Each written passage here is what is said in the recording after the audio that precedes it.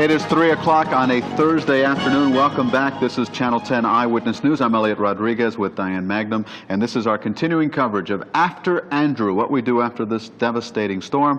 We have a phone number to give to you. If you are a customer of State Farm Insurance, here's the number you need to call, 1-800-326-2431. Diane, write it down. I'm writing it down. 1-800-326-2431. We heard a little while ago from someone from State Farm Insurance, and he said that they have 200 claims adjusters in the area and 10 mobile units on the street, and they do have the capability to give their customers cash on the spot, they as well as other insurance company out here. And they also reminded us, go to your agent. A lot of these agents are right in your neighborhood. If you can hop on a bike and ride over to your State Farm Insurance agent or any agent that you may be using, you can put in your claim face-to-face, and you know, I have friends in the insurance business, and once you do that face-to-face, you know you're going to get some attention in a hurry. We've got some other help numbers to give you now. You folks at South Miami Hospital, employees needing assistance, call this number, 662-8106. Also, South Miami Hospital needs to hear from workers who can't report. They're trying to make out their schedules, and if you work there, you know how important that is. If they cannot call the above number, please notify the staff in person at the South Miami Hospital Homestead campus. Again, that number for South Miami Hospital workers needing assistance, 662-8106. If you'd like to donate bottled water, canned food, clothing, and whatever other supplies are needed, you can take them to all Kmart stores in Dade and Broward County. Will be accepting donations for the victims of Hurricane Andrew. Also, Home Depot workers are asked to call these two numbers in Dade, Broward counties. Home Depot employees that work in South Dade County, Kendall, and Cutler Ridge, everyone is told that they have a job, even though those stores were devastated by the storm. At least the one in Cutler Ridge was hit very hard, if not destroyed. Those employees still have a job at the other Home Depot stores, and they are asked to call 264-3443 in Dade, 486-5250 in Broward County. And an old friend of Eyewitness News is joining us now on the phone, George Petrie of AAA. George, how you doing? Oh, great, Diane. Your family okay? Well, I'm okay. I live in Coconut Grove, and we were hit pretty hard, but luckily we didn't have any structural damage. Well, we're happy to hear that. Let's talk about some of the accidents on the roadways. A lot of intersections have no lights. What's happening out there? Well, it's real bad, Diane, and I can tell you that I have been out on the road for the last couple of days communicating with my people over my car radio, or car phone, and I just came back from the North Miami area, which wasn't hit quite as badly. However, they don't have lights up there, and the 836 was completely backed up. There are accidents at intersections because people are not alternating as they cross the intersections. They're taking a lot of risks. I've seen a lot of things happen in the last couple of days. People have to watch and let the people to the right cross and take your turn. Right. One thing that's very frustrating to me is the gawkers, that people that stop every chance they get and just slow down, and it just slows everybody down.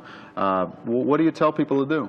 Well, one of the biggest problems that we've had, and something that we need to address as our organization in the legislative perhaps level, is the fact that after the storm, literally cleanup crews and rescue workers could not get to certain areas because of that, because of sightseers, people coming from out of the area that were just, there was so much traffic in Coconut Grove, for instance, that the National Guard was sent out on a wider perimeter just to stop people from trying to get too close to see the boats that are washed up. George, can you point out particular trouble spots that people just need to stay away from? Well, I can tell you a bunch. Every single major intersection is what the answer to that question is. And if you don't believe it, go down Dixie Highway, because there's a whole bunch of them.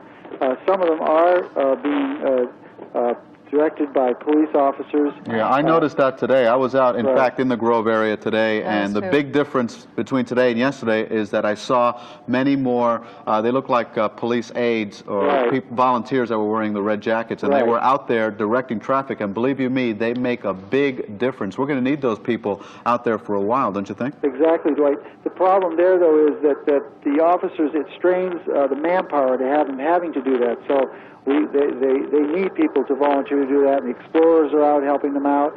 We have staff that's gone out to help them in certain areas. I might say also that I've tried to get this message out that if any of the agencies that are coming into the area need maps of Miami, we're providing them. We provide them to the National Guard.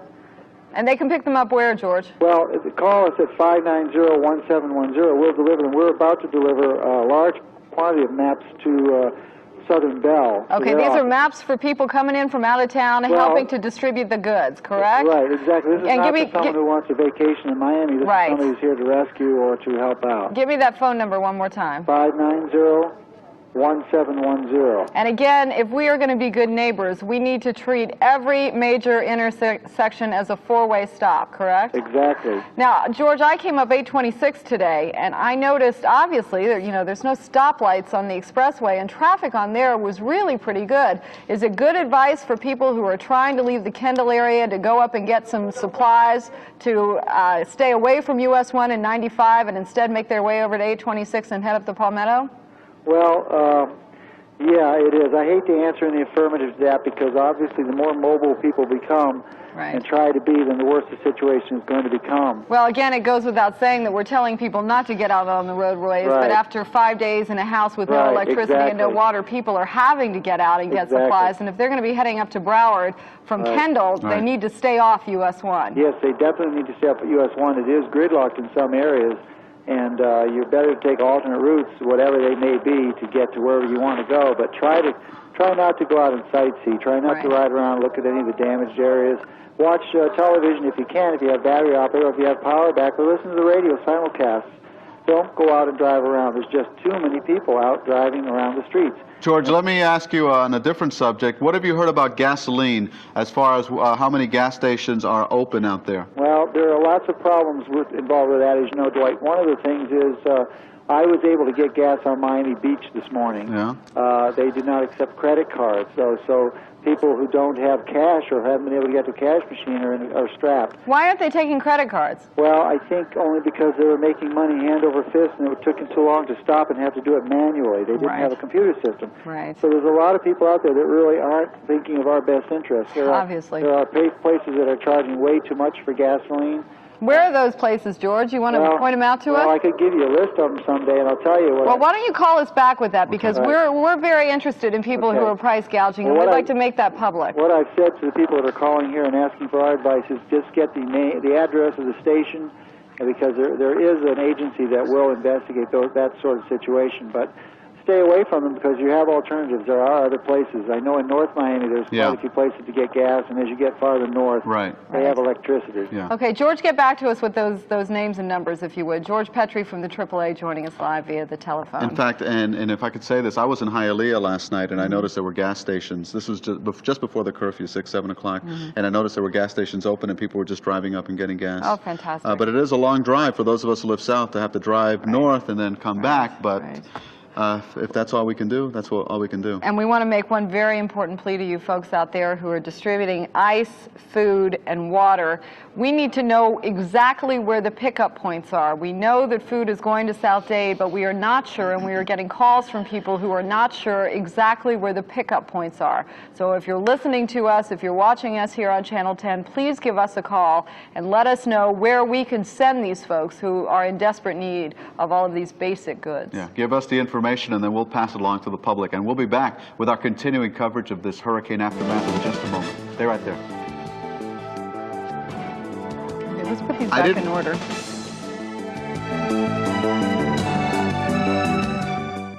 Some stories defy explanation.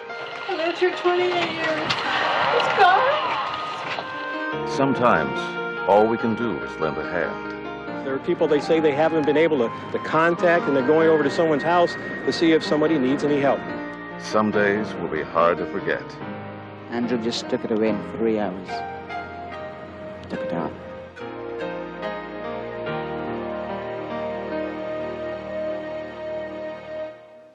They've been abandoned, abused, and neglected.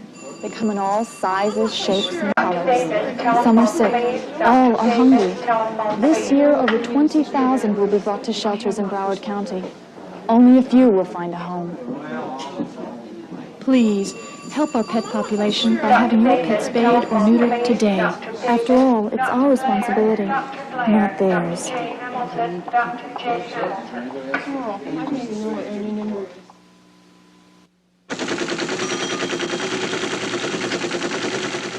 Hurricane Andrew's devastating winds and rains have left thousands of families hungry, homeless, and in shock over their losses. Right now, Red Cross workers are working around the clock to provide food and shelter from the storm. You can help victims of this and many other disasters. Please call 1-800-842-2200. Call now, 1-800-842-2200. Ever wonder what happens to abused children? Those silent victims don't always remain silent. Last year, 41,000 of them robbed, raped, and murdered our families and friends in Miami. We are all victims. They are in pain, and so are we. But we can stop the pain of child abuse through Hands in Action, a non-profit organization building a home to build new lives from shattered ones. Call today. If you don't, the pain can last a lifetime.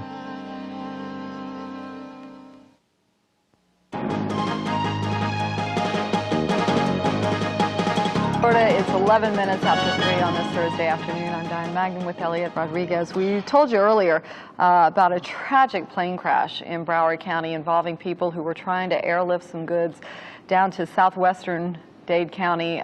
2 people were killed in that plane crash. One of them survived, and we have an update now on his condition. That's right. WIOD sports reporter Joe Zagacki, he and his wife had organized this rescue effort to take food, medical supplies, bottled water to the migrant workers down at the Central Campesino in Florida City. Well, he was inside that plane that went down. 2 people died, but we are happy to say that Joe is in guarded condition with a fractured leg and ribs. He is alive. He is at Hollywood Memorial Hospital, and we are told that he is recovering in guarded condition. That plane crash occurred today in Miramar near North Perry Airport as some planes were taking off to the Central Campesino in Florida City. There you can see some of the supplies that were inside the plane when it went down on top of a house there in Miramar. And we should also tell you, we don't know the cause of the crash. Some speculation is that 2 planes may have collided. Yeah. Other speculation is the plane was overloaded with goods. But in fact, we do not know a cause. We should also say that as dramatic as those pictures are with a plane on the top of a house, nobody on the ground was injured. So that is the only good news concerning that particular event. We'd like to go now to our weather center and meteorologist Don No for an update on how long our good weather here in South Florida is going to last. Hi, Don. Are you there? Yeah, I'm still here. We're going to continue our generator discussion, too, in just a second. Oh, we can't wait for that. Yeah, well, the engineer department came down and said, now, here's the deal. Okay. All right, now, first of all, radar. Okay, you can see from the last time, those of you with the picture, of course, and TV, that the showers have grown a little bit, but as I indicated, they are growing out to the west, mainly to the west of the big populated areas. There still may be some showers like out in West Kendall area right now and down toward Homestead, but mainly west. In Fort Lauderdale, same deal. Just the western suburbs are getting it, and it continues to move off in that direction toward the west. I was making another image. All right, let's take graphic 1 because it shows the latest satellite image that we do have. Again, the showers are on the extreme west coast. And let's see, can I zoom in on this? Well, there's going to be a menu come up here, but I'll get rid of it here. So just a second. There. Okay. Now if I zoom in, there we can see what I'm talking about here. Maybe I can even point to it. Yeah, I can. Look at this. All right, right there. There's that line of showers right there. Okay, and they are moving off to the west here at about 10 miles per hour. So it looks as if we're going to escape most of the rain this afternoon, and that is good news. Now the forecast for tomorrow shows maybe a little better chance of rain from the thing that's off to the west here. See this little line of clouds right about there? Okay, that's kind of the bottom of a front. Now that's going to kind of move through. I think mainly northern and central Florida will get rain. We might get just a few showers as the tip of this thing kind of comes through and kicks off a few thunderstorms or a few little showers. And then the chances are we'll have some pretty decent weather for the weekend, the way things look right now. But I've just received my latest computer package. You come on back here and you can look at what I'm looking at here. All these weather maps I just got in. I haven't had a chance to go over yet, which I will shortly, and then we'll update the forecast. Now, on the generator thing, I found out that I was right about the amperage, that you cannot exceed the amperage. As a matter of fact, you really can't come that close to it. If you have, say, example, a 4,000-watt generator, that amperage turns out to be about 33 amps. That means what you do is you have to look on the back plate of your refrigerator or your appliance and find out how much amperage it pulls and add it up. Now, if you get to 33, you've already gone too far because that exceeds the recommended load. The maximum power load, to be safe, is about 80% of that, which in this case is like about 25 or 26 amps, something like that. So you don't want to go over 26 amps. So what you do is you add up the amperage. That's the one that says A, of course, on the back of all your appliances, and you get to 80% of the maximum load that is on your generator, and then you're safe. Is 33 watts a normal size generator, or do they have them different? 33 amps, rather. Yeah, well, most generators I found are what they call 3Ks or 3.5Ks or 4Ks for kilowatts. Kilowatt, of course, is 1,000. And a lot of the home generators that we're seeing are selling the handheld ones are 3 kilowatts, 3.5, maybe some 4Ks. There are 5 and 6K generators, but those are really big things, and those are mainly not the ones that are being sold, out of the backs of trucks, that you can lift and carry around. There's also the real smaller ones, the 2 kilowatt generators. Now, you can't put a lot on those either. But again, check the back plate of your refrigerator. Somewhere on your refrigerator, around the back side, pull it out and look in the back. You're going to find out how many amps it carries. And that's the key to figuring out how much load you can put on your generator. Okay, we've been talking to the folks at the hardware stores, and I think across the board we've been hearing 4,000 watts. So that's pretty average, correct? Yeah. Right, that's what I have as a 4,000 watt. And at 120 volts, you add it up, and I guess that comes out to 33 point something. Right. So about 33 amps. But again, remember, you can't put 33 on there. No. You can only put about 80% of that, which is like 26 or something, or 27. You can figure it out quick. 33 amps, 6. Well, see, all the math teachers are now saying to their kids, this is why you pay attention in class. Just get the calculator out. It's so much easier. It'd be 3.3 would be 6.6. You take 6.6 from, you divide it by the 100. No, we'll be here forever. We'll come back to you, We'll check back with Don. Right now, we're going to check in with Eyewitness News reporter Sue Keenan. She was in Florida City and was checking into the enormous task of getting relief supplies out to the people who were devastated by the storm. Here's her report. It is sunrise on Southwest Palm Drive, and the line for food snakes down the road. Patience is wearing thin. People have been waiting for hours. See, we can line up in lines, but then when the line stops, people just run in. If you ain't strong like me with some bad legs, they knock you down and keep on getting up. The National Guard is in control here and has said 8:30 a.m. is the official distribution time. This angers volunteers who drove in overnight with 5 truckloads of food they hope to pass out at dawn. We can't change anything because, the civil... But the volunteers don't understand, and the hungry don't like waiting, and this is the scene as a heavily armed Army Reserve escort accompanies the first 5 food trucks of the morning. It is well past 8:30 before the real food line begins. Unfortunately, we're dealing with a disaster program here with a lot of people, with 150,000 homeless people. They need to find ways of getting as much of this food out to these people as quickly as possible, which right now the food is not getting down here as fast enough. Okay. We could start putting the bread on one side. It's unnecessary. I mean, these people come here one by one. We can handle that. If there are a crowd like that, then yes, we need the National Guard in order to control the crowd. People are just wanting more stuff than we can get out at one time. It's not that they're disruptive, that just their needs are real big. Yeah, I need something up here. I need some bags. And while the food is passed out on the other end of the street, 52-year-old Rower Luster is smoking a cigarette and considering how life could be worse. The roof of his house is on top of his car. His neighbors' homes are piled in his yard, but he has food, his daughter has a way to keep it cool, and he will not wait in line. Lines, and people just crowding around. If it ain't for the National Guard, people can't get it, and then half the stuff they're throwing away they don't want. They're getting so much, the people that need it can't get it.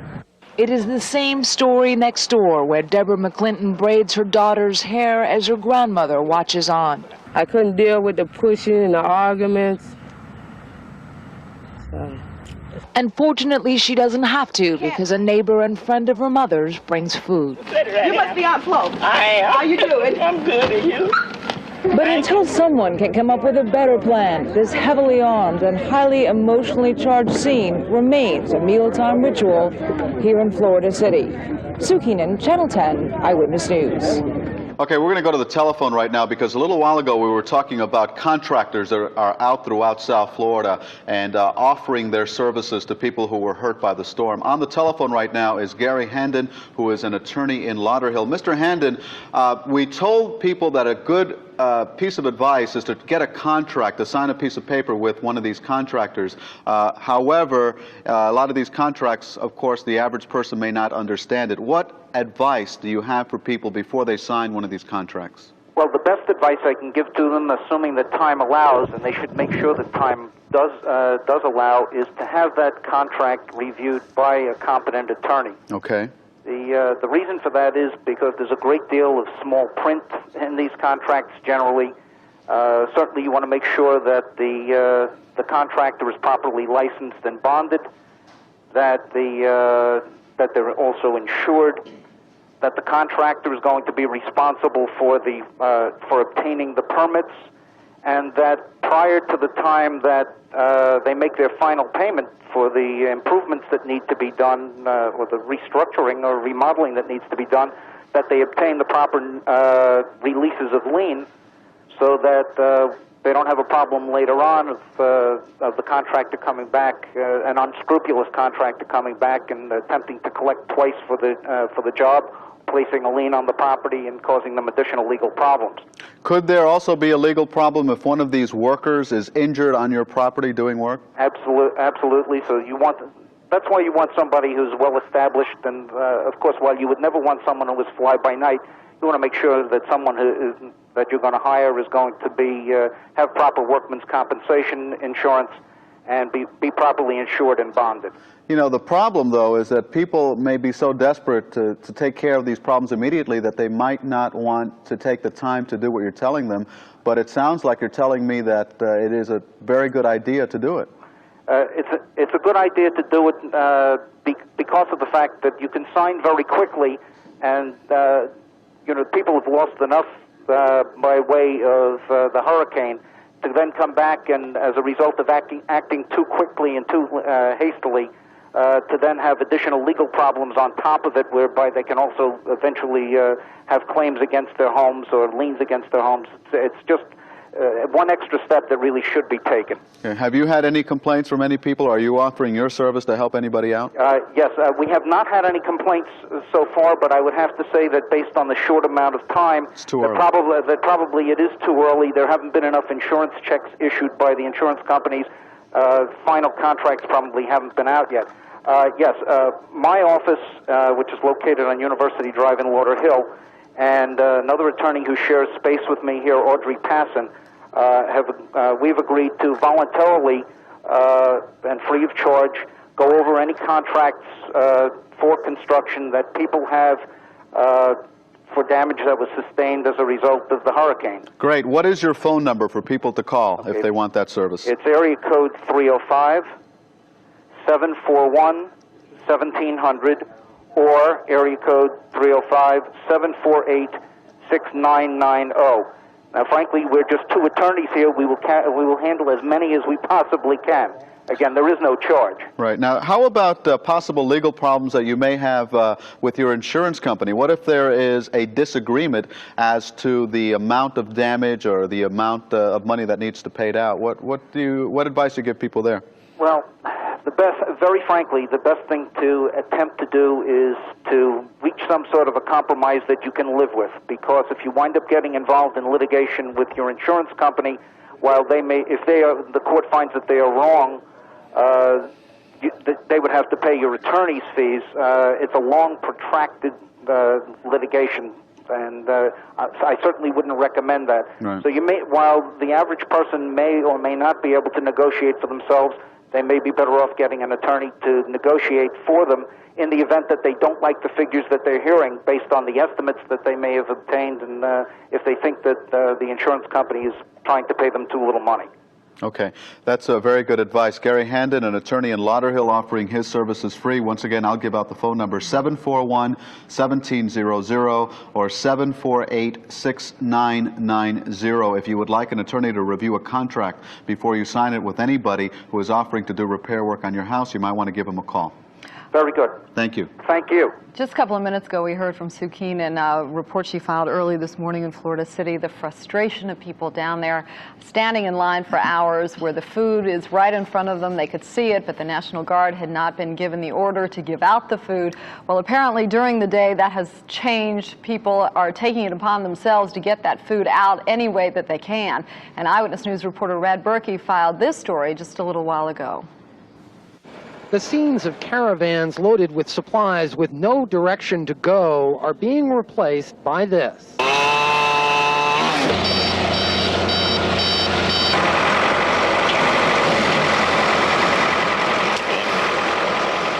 The city of Coral Springs sent a small army of city employees who joined volunteers moving in to help get the situation under control. We felt that if we picked one area to go down and just allocate our resources to that area, we'd be more successful than to just try to go into a pool and be distributed throughout the county. And Coral Springs wasn't alone. Front loaders from Port St. Lucie cleared rubble. Manatee County sent its emergency mobile command center. We brought it down here today to set it up as a field hospital, since it's a self-contained unit with air-conditioned refrigerator and cooking supplies. And that's a big improvement over the outdoor emergency medical center, where those injured in the aftermath of the storm have been treated under the broiling sun. I was using a machete trying to get the trees from away from the house. And that's when, I hit a branch and then I hit myself in the leg. The need for help runs deep. Florida City's police cars took a direct hit. Residents also lost cars. And there are no stores left open anyway. What are you doing this morning? Looking for food, water, and ice. How old are you? 12 years old. How many people are you trying to feed? About 3, 4 family. Groups of family. It's tough. Tough. When was the last time you had something to eat? About 2 days ago. What did you have? About beans and water. Do you see the water tower over there? You know where the water tower is? Yes, I know. You know what's there? That's where the food is. Food. So people walk or go however they can to find what they can to survive and hope the message gets out that they need help. I need some milk because he won't drink juice. How's he holding up? He's all right. How about yourself? I'm going crazy. With us, South Florida, we are continuing to come through this together. Our coverage of After Andrew, What to Do continues in just a moment.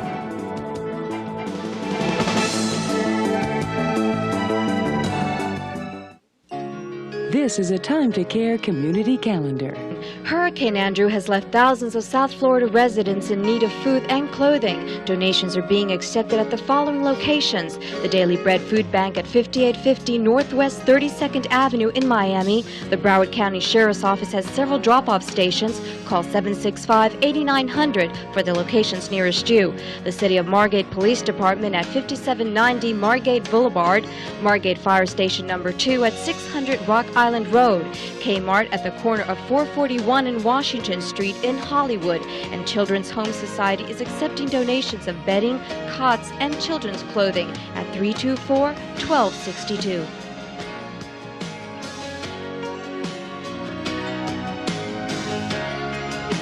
This community calendar is brought to you by the Time to Care partners: Winn-Dixie, Circuit City, Pizza Hut, and the one and only Channel 10. We came in the bathroom, and then the ceiling started falling in the bathtub. The grocery stores that are opening up and the stores are selling merchandise, outrageous prices. The power lines that you see behind me stretch from Turkey Point all the way north to Flagler. You hear time after time that a mobile home park is the worst place to be in a hurricane. If this doesn't drive home the point, here's one flip though. That's what it's about. Neighbors helping neighbors is the bit. Such a shame they canceled on us. They always cancel on us. Nancy, I'm not through with you! I know, but this time she said they were really looking forward to this. Yeah, it's too bad. The kids would have had fun together. You know, the last time I ran into Nancy, I really felt like she was trying to avoid me. Why would she do that?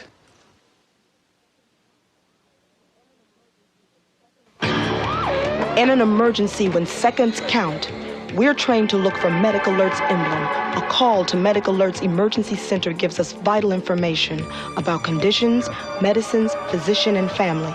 Information that helps us give fast, accurate treatment that saves lives. Millions worldwide depend on Medic Alert protection. To learn more, ask your pharmacist or call 1-800-ID-ALERT. That's 1-800-ID-ALERT.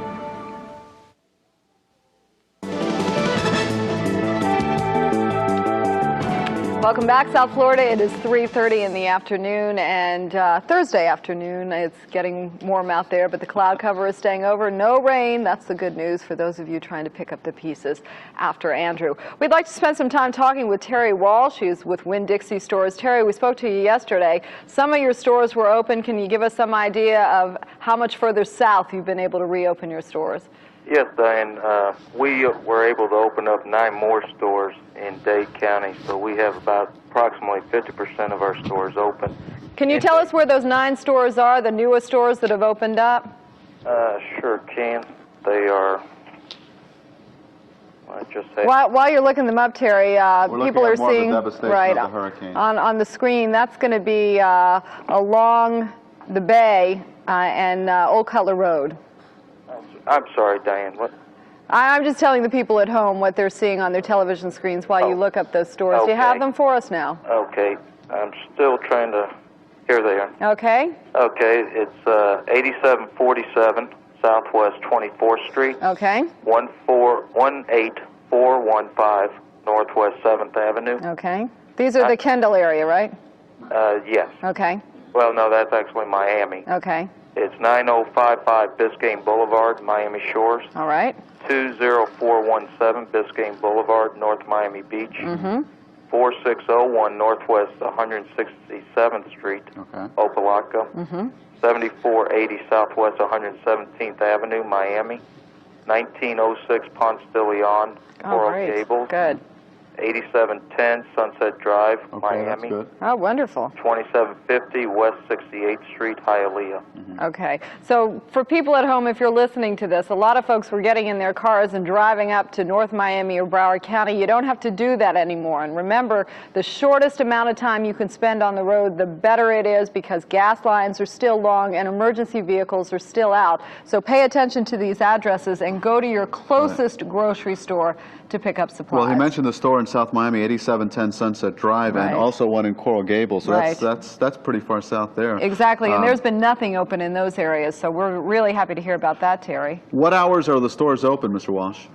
I'm sorry, I couldn't hear you. What hours are the stores open? They're open regular hours. They'll be open till, no, I'm sorry, they're open till curfew. Right, which is 7 o'clock and still in existence as far as we know this evening. Are your stores well stocked with supplies? Unfortunately, they are not. We just got our power back in the Hialeah warehouse late last night. So we're starting to ship today to these stores. Okay, people still need ice. They can't get it from you yet, though, right? No, they can't at this point. Any idea when those ice shipments will start coming in? Hopefully within the next couple of days. Have you gotten any information from your stores way down south, down in the Homestead area, down in Naranja, Cutler Ridge, anything like that? No, we're going to be shipping another 120,000 gallons of water tomorrow morning. And where's that going? They're going to 6 different locations in that area. We're going to ask you again, Terry, can you give us those locations? Because people have been calling us asking where they can go to pick up these things, and they need to be specific. Sure. Those 6 locations are 11. Let me make sure I have the right stores here. All right. They're going to be in the parking lots of your stores, correct? Correct. Okay, well, why don't we just do it this way? If you live in the South Dade area, the parking lots of the Winn-Dixie between which streets? Between which streets? Yeah, how far south and how far north? We're going to be going from Kendall south. From Kendall south. Right. So you just go to your nearest Winn-Dixie store. Your nearest Winn-Dixie store. I know that in West Kendall there's a Winn-Dixie on Kendall Drive and about 130th Avenue. If you know your neighborhood, you'll know where the nearest Winn-Dixie is. Tomorrow they're going to have free bottled water. About what time can people expect to have water there? Hopefully, we're going to have the 30 truckloads leave Hialeah warehouse at 6 a.m. Right. And hopefully we'll be down there and set up by 8 o'clock. Okay, that's terrific. Terry, has power been restored to all the areas where your stores are open? Yes. Okay. Yeah, as power comes up on these stores, we will reopen them. Okay, wonderful. those that are not damaged. Okay. Terry Walsh from Winn-Dixie, we thank you for keeping us posted. And I have some important news for all of us who live in South Florida. I was just told by our producer that the United States Army is on its way to our community. At this point, we do not know exactly how many troops are going to be sent, where they're going to be sent, or exactly what they are going to be doing. But we do know that we are getting, the U.S. Army is coming into our community, and they are needed. I'm sure there's a lot of things they can do, and we're going to have a lot more information on it. Stay right there. We'll be back with our continuing coverage on Channel 10.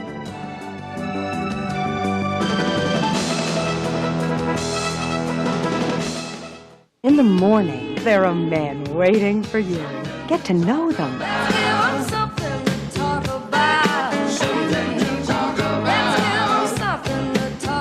Turn on Channel 10's men. Phil Donahue, Maury Povich, Jerry Springer. These men in the morning will give you something to talk about. Weekdays starting at 9, only on Channel 10. Let's give them something to talk about, babe. We all read and hear about abused and abandoned children. I'm Gary Berghoff. I'd like to tell you about something that you can do to help, not just with your money, but with your heart, your time, your skills, and your services. Charlie of Dade County is a nonprofit organization that owns and operates therapeutic foster homes for kids with special needs. They provide a happy, wholesome environment where young people can have a family experience filled with love, going to neighborhood schools and participating in community activities. Charlie stands for Children Have All Rights, legal, educational, emotional. You can be a part of that reality. Your contributions are welcome, but so are your skills. If you're a plumber, a roofer, contractor, electrician, or just a person who loves kids, you can be a meaningful part of the Charlie program. Please call 856-9828 and let the Charlie kids know you care. When you were growing up, did you have someone to talk to? Someone who listened? Someone who believed in you? Some children aren't so lucky. They're abused, neglected, unloved, desperate for a guardian and friend. You can be that helping hand. It's time to care now. Volunteer and feel good about it. After Andrew, what to do? You really feel like this is it. But we made it, so that's good, you know? The Royal Palm Ice Company has problems of its own because it has no power. Right now, we just trying to make it through. We don't know what we're going to do next. About 2 long, 2 hours and a half. 2.5 hours? Yeah. Too long. So, of course, there are going to be a lot of questions answered out here tonight. These guys really don't know.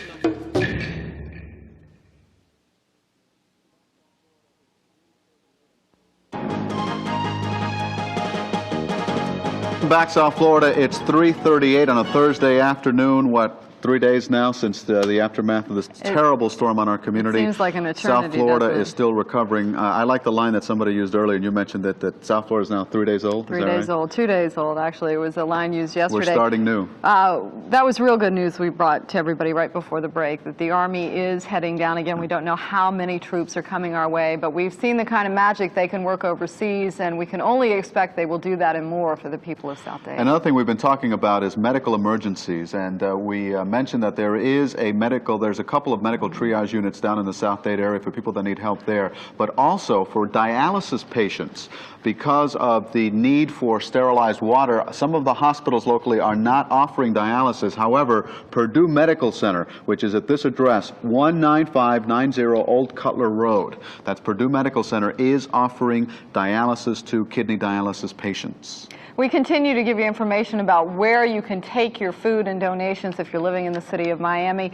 City of Miami is gathering goods at 11 net offices. The number to call, 350-7843. That's the number to call for the addresses of those 11 net offices.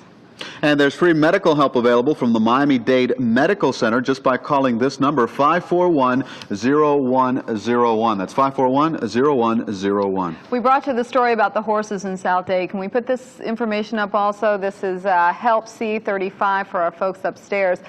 We told you the story Todd Tongan brought to us of that devastated horse farm in South Dade. Well, some people heard this story and are efforting to get a 24-hour horse evacuation hotline into service.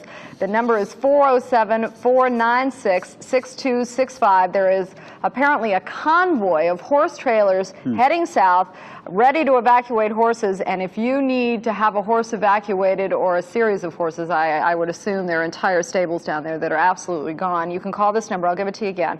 It's 407-496-6265. And Dan, we're going to go right now to Eyewitness News reporter Michael Putney, who is live in downtown Miami at the Metro-Dade Government Center.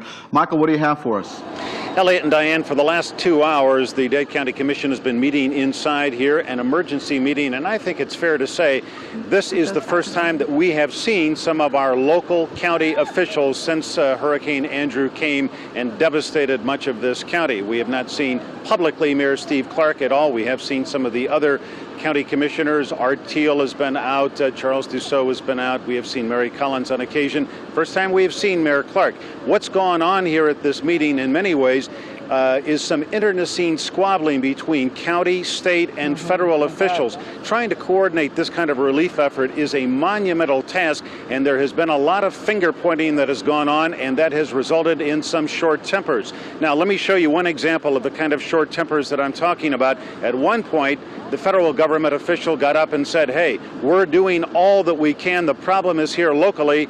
And County Manager Joaquin Avignon snapped back, and he was followed by Kate Hale, who is the Emergency Operations Director of Dade County. Here's what they had to say.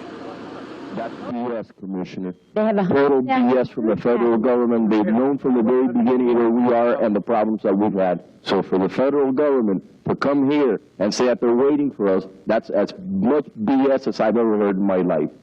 You know, and I'm not, you know, we've been working our butts off in this county, working our butts off from before the hurricane, and I'm not going to go ahead and put up with that type of BS now at this stage of the game, too. The Red Cross locally is operating about 30 shelters, and we have assisted FEMA in setting up disaster application centers, which will be in the city of Miami, and one in the city of Miami and 4 in the affected area, 1 in West Kendall, 1 in Cutler Ridge, and 1 in the Homestead area, so that when FEMA gets into place, people can go in and start applying for that. What we do not have in place are any of the Red Cross disaster relief services.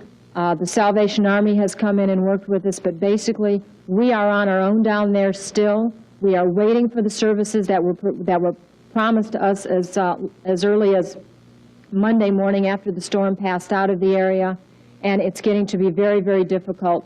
In the EOC the other night after the storm, we took a brief tally. 50% of the staff working in the emergency operations centers had lost their own homes. They were completely destroyed. We are essentially, at this point, the walking wounded, trying to take care of those who are less fortunate than we are. That is Kate Hale, who's the Director of Emergency Management Services for Dade County.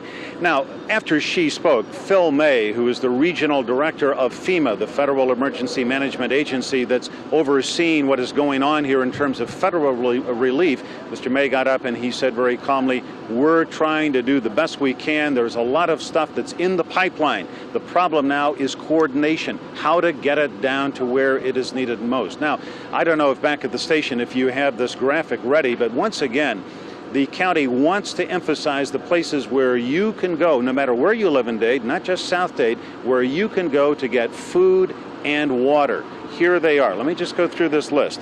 Miami-Dade Community College South Campus, Kings Meadow Park, Southwest 100th Street and 142nd Ave, the Winn-Dixie store at 171 Street and US 1, the Park and Ride at Southwest 152nd Street and 117th Avenue. Here's the list that's coming up on your screens right now. Naranja Lake Shopping Center. Well, there's the Winn-Dixie and the Park and Ride. Let's move on to Naranja Lake Shopping Center at US 1 and 264th Street.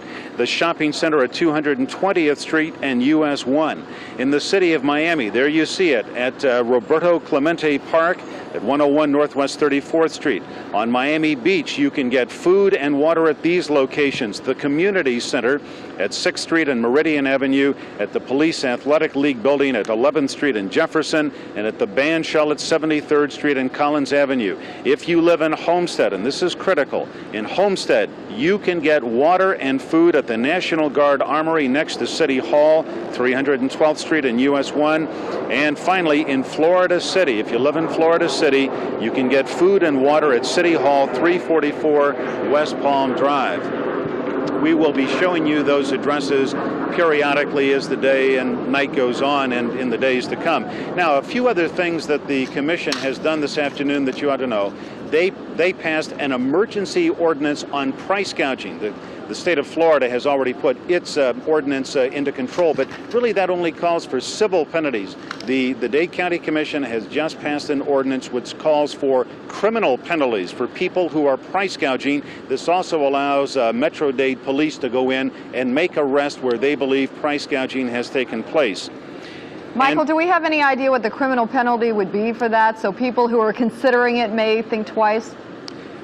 Diane, I am not sure what the criminal penalty is. When they read the ordinance, they did it so quickly, it is very hard to know. But in any event, I think that what this means is that they have put some teeth in the law. Right. So if anybody out there thinks that you're going to go to Home Depot or someplace, buy a generator for $500 and go out and sell it for $7 or $8 or $9 or $1,000, you could be arrested by Dade County Police. Okay. And I think that this is probably needed. Yes, Elliot? Michael, I have a question about those FEMA disaster distribution centers. Is there a disagreement between the county and the federal government as far as where those centers will be located? Is that part of the problem? Now, the disagreement, Elliot, is not about the location of the centers. The disagreement is about getting the federal relief, which they say is in the pipeline, to get it down to those locations. Because a lot of this, I mean, for example, Phil May, who is the regional director of FEMA, is saying we've got 20 field kitchens which we're going to bring down to Dade County. And people here are saying, great, where are they? Let's get them. Yeah. Let's get them into the field. That's the kind of thing they're talking about. Why have we skipped a link in the ladder here, Michael? Where is the state in all of this? It's my understanding that even at that Emergency Operations Center, there was one representative from the state there during the course of the hurricane. Where's the state in all of this? Well, the state has its representatives, but again, as far as I can tell, coordinating this immense effort through Dade County, state of Florida, and the federal government is just, it's a huge task, and they really are trying to get their act together. They understand that human lives are at stake here. They're trying to go absolutely as fast as they can. By the way, I heard today, for the first time at least I did, an estimate of the amount of property damage. Dade County Manager Joaquin Avignon, who is a professional engineer, put the figure at between $20 and $25 billion. It keeps going up.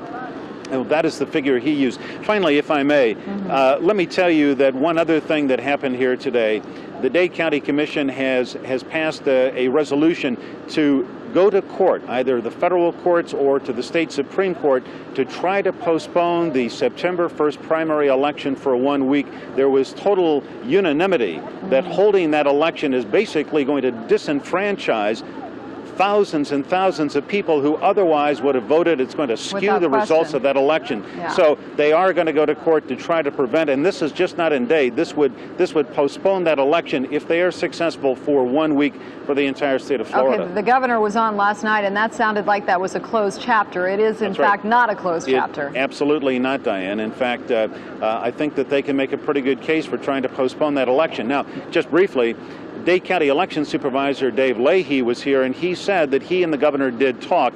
If that election goes forward, they would set up probably 2 mega polling sites north of Kendall Drive for everybody who lives south of Kendall Drive to go and vote. But then you have the problem, how do you get people to those polling places? Exactly. And Michael, realistically, these people aren't thinking about voting at this moment. They're trying to get a meal and a roof over their head. They're trying to drink water, Exactly. They have a lot more important things on their minds than an election, and I think I think fairness would dictate that maybe this election should be postponed for a week, but we'll see what the courts say. Well, and I would think perhaps also after living through this kind of ordeal, who they vote for may change as a result of it. So it may be a very good time. Touche, a very good Only point. time will tell that one. All right. Okay, Michael, thank you. We'll check back with you later. Michael Putney in downtown Miami. Okay, we're going to talk a little bit about prescription drugs. On the telephone, we have with us Gene Orman, who is with Eckerd Drugstores.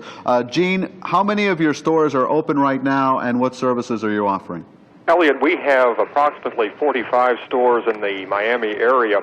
Of those 45 units that are normally in operation, all but 7 or 8 are operating today. Now, that's to say that some of those units may not have power, but we're still filling prescriptions. We have hard copy paper backups of prescription records, so we're able to fill prescriptions.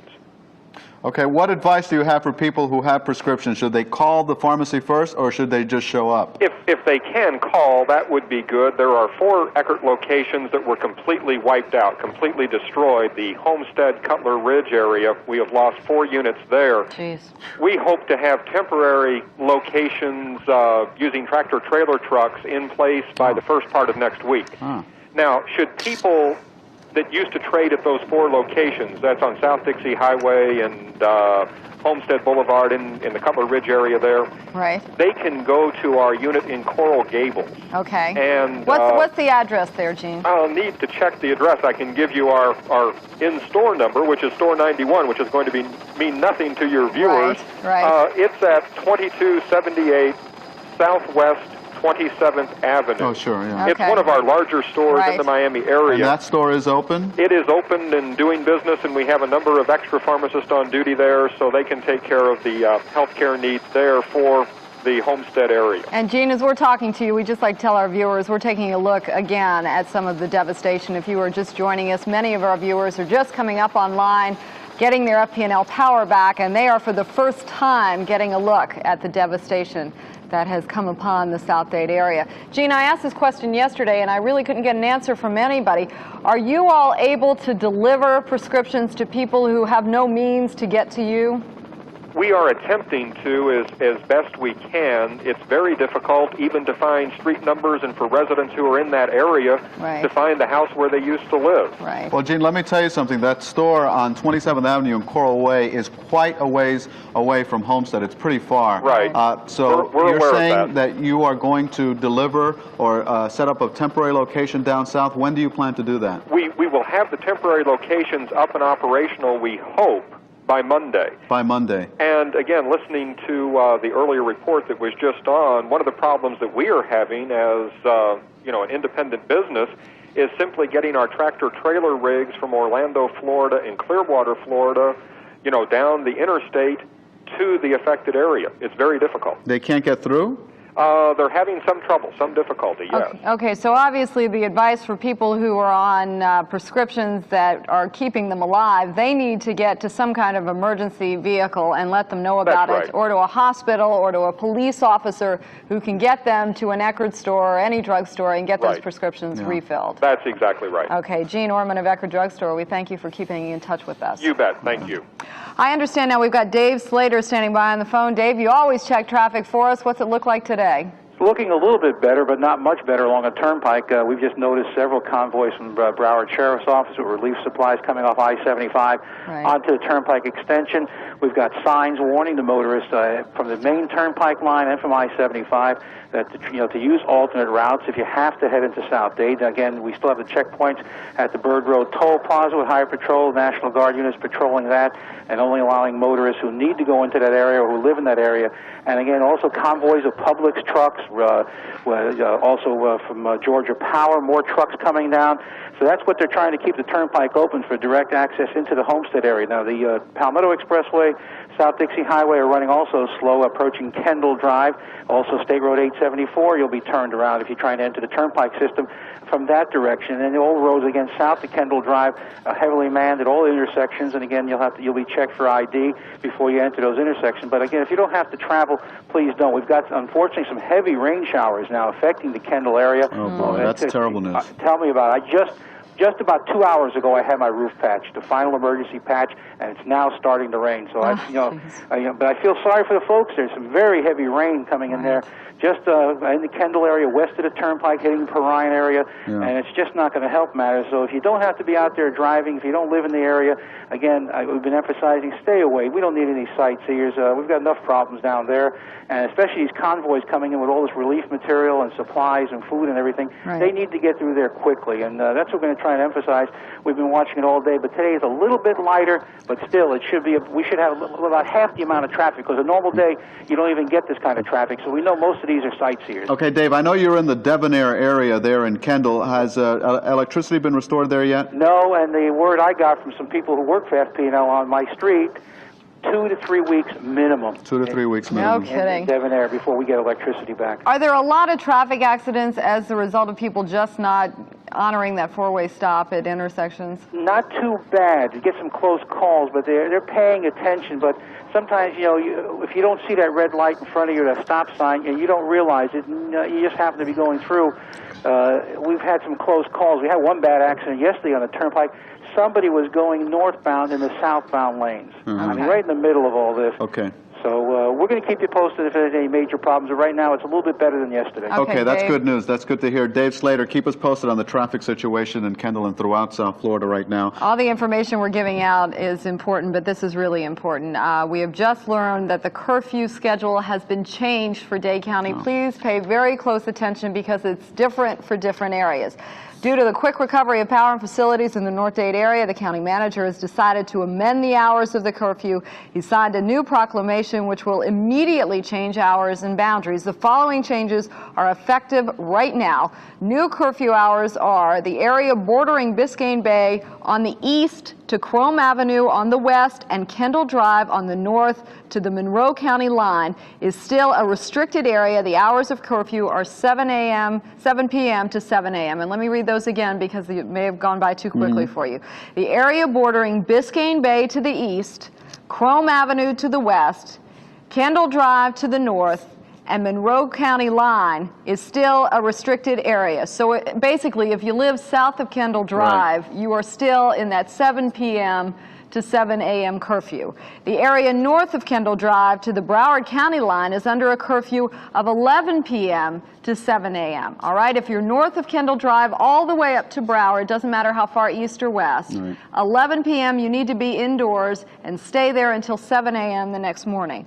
Law enforcement agencies in the county will strictly enforce this curfew, and should you violate this order, you are subject to immediate arrest. Now, when I left here last night, I saw that happen right on the corner of Biscayne Boulevard. These people were stopped and arrested on the spot. Honor this curfew. Now, if you have any questions or need any further assistance, you're being asked to call 471-1900. And once again, our graphics department is working on a map right now, so if you didn't quite understand what we told you, you'll be able to see it. But basically, anything south of Kendall Drive all the way down to the Monroe between County the water line. and Chrome Avenue, all right? 7 p.m. is your curfew. Right. If you live north of Kendall Drive, then 11 o'clock tonight is your curfew. Right. North of Kendall Drive, all the way to the Broward County line. Sure. Broward's no longer under the curfew, but all the way up to the Broward County line, you need to be inside by 11 p.m. this evening. This is great news because it means we are really starting to come out of this South Florida. Good news for all of us. Let's go now to Eyewitness News reporter Marilyn Estevez. She was at an HRS news conference. Marilyn, what do you have for us? Yes, I'm here with HRS District Administrator Jim Toohey, and he has just finished wrapping up a press conference. He's briefed us on just what the situation is with HRS and their plans for reopening tomorrow. And I've got Jim here with me. Jim, what are your plans? Well, we've been able to go out and assess the damage to our facilities. We've been hit like everyone else, and we've got our southernmost facilities are demolished, and a couple of our health clinics are not going to be able to open up. But HRS tomorrow is going to begin the process of digging its way out of the rubble so that we can go back to life as usual. And so it's been devastating for this whole community, but now we're getting ready to go back and work as part of this community. We've got each other, our employees, many of them are homeless, but we're going to all work together to help rebuild our community, and it all begins tomorrow, and we'll open it up for the public. Certain service centers, 9 of our service centers will open Monday morning. I'm calling the employees back in who have not been devastated by the hurricane to report to work at the service centers and the clinics that are open tomorrow, and then on Monday we'll begin our service to the public.